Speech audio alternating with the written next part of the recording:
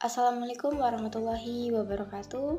Saya Skadra Finanda dengan NIM L1C42424 dari program studi biologi.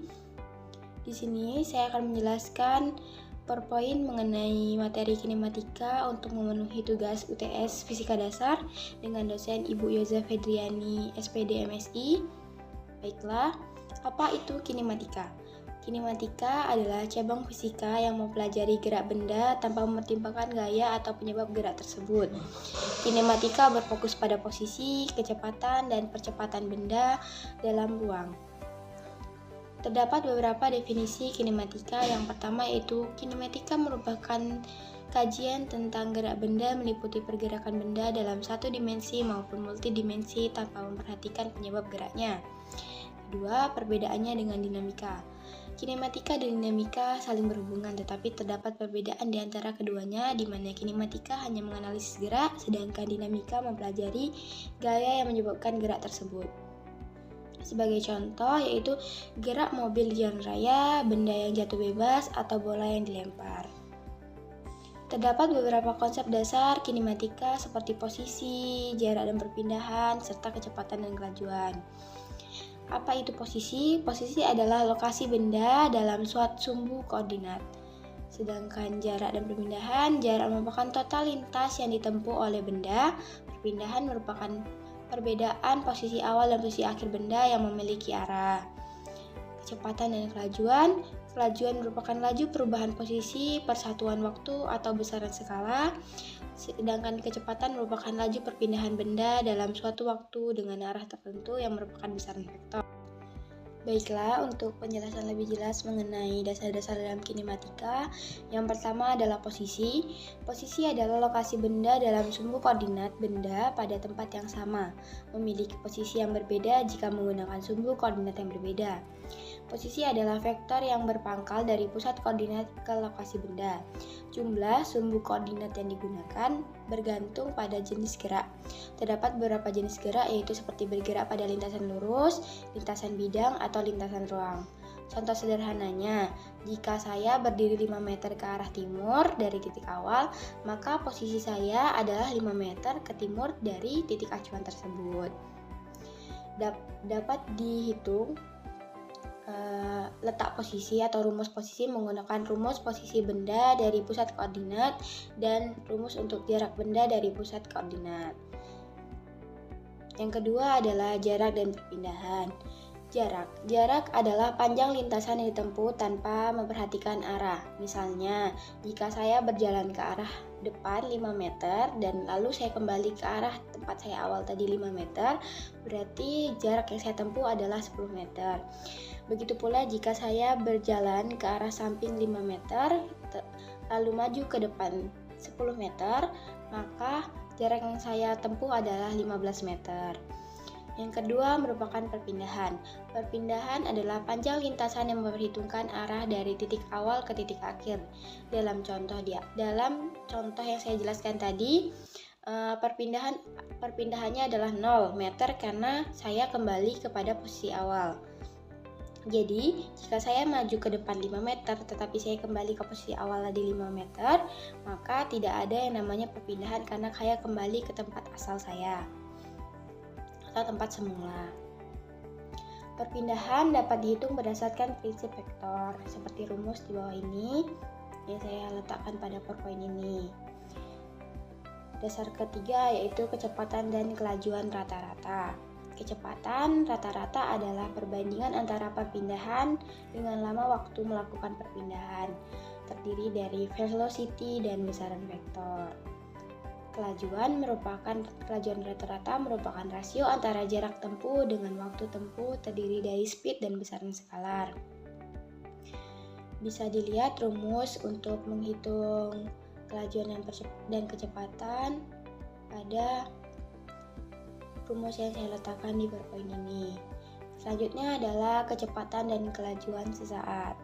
Kecepatan dan kelajuan sesaat adalah sama dengan kecepatan dan kelajuan rata-rata tetapi ditempuh pada selang waktu yang sangat sempit atau mendekati 0. Lebih mudahnya kita ketahui itu seperti Kalau sesaat itu kita menggunakan waktu yang sangat singkat, bisa sampai 0,1 detik atau 0,1 second dalam kita melakukan kecepatan atau kelajuan tersebut. Selanjutnya yaitu gerak lurus beraturan. Sebuah benda melakukan gerak lurus beraturan atau GLB jika ia bergerak dalam lintasan lurus dengan kecepatan konstan. Sebagai contoh, mobil berjalan dari arah timur ke arah barat dengan lintasan yang lurus dan dengan kecepatan rata-rata atau kecepatan yang stabil, tidak naik atau tidak turun kecepatan mobil itu berjalan. Selanjutnya adalah persamaan gerak lurus berubah beraturan atau GLBB. GLBB adalah gerak benda yang memiliki percepatan konstan. Terdapat persamaan penting di dalam GLBB. Yang pertama adalah kecepatan akhir, di mana adalah kecepatan awal, percepatan, dan waktu. Jadi nilai kecepatan akhir itu adalah penjumlahan dari kecepatan awal, percepatan, dan waktu. Yang selanjutnya adalah jarak tempuh, di mana adalah perpindahan.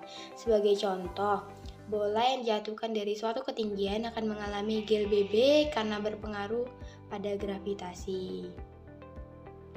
Selanjutnya, percepatan rata-rata dan sesaat. Percepatan rata-rata adalah perubahan kecepatan persatuan waktu, laju kecepatan. Percepatan merupakan besaran vektor. Percepatan sesaat adalah sama dengan percepatan rata-rata tetapi ditempuh pada selang waktu yang sangat sempit, atau kita jelaskan tadi yaitu waktu yang sangat singkat seperti 0,1 detik. Baiklah, di sini saya memberikan contoh soal. Saya mengambil contoh soal yaitu sebuah mobil berkecepatan awal 20 meter per second, kemudian dipercepat dengan percepatan 2 meter per second kuadrat selama 5 detik. Hitunglah kecepatan akhirnya.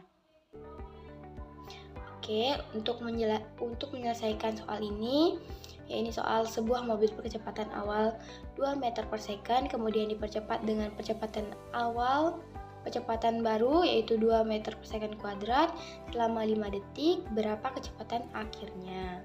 Untuk menyelesaikannya, kita bisa mencari kecepatan akhir dengan rumus kinematika V sama dengan U ditambah AT. Jadi kecepatan akhir sama dengan kecepatan awal ditambah percepatan dikalikan waktu. Substitusikan nilai-nilai soal tadi ke dalam rumus, jadi didapatkan V sama dengan 20 meter per second ditambah 2 meter per second kuadrat dikalikan 5. Didapatkan hasil 20 meter per second ditambah 10 meter per second sama dengan 30 meter per second kuadrat. Jadi jawaban untuk kecepatan akhir atau kecepatan akhir dari sebuah mobil berkecepatan awal 2 meter per second ditambah dengan 2 meter per second kuadrat selama 5 detik yaitu 30 meter per second kuadrat. Oke. Dalam kehidupan sehari-hari, kita mengaplikasikan kinematika secara tidak sadar.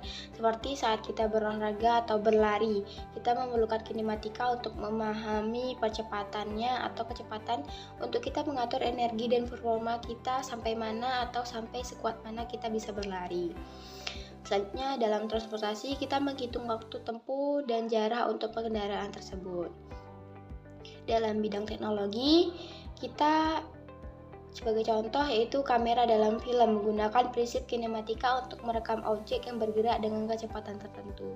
Jadi film, habis itu video, itu lensa filmnya yang digunakan itu tuh terdapat prinsip kinematika di dalamnya.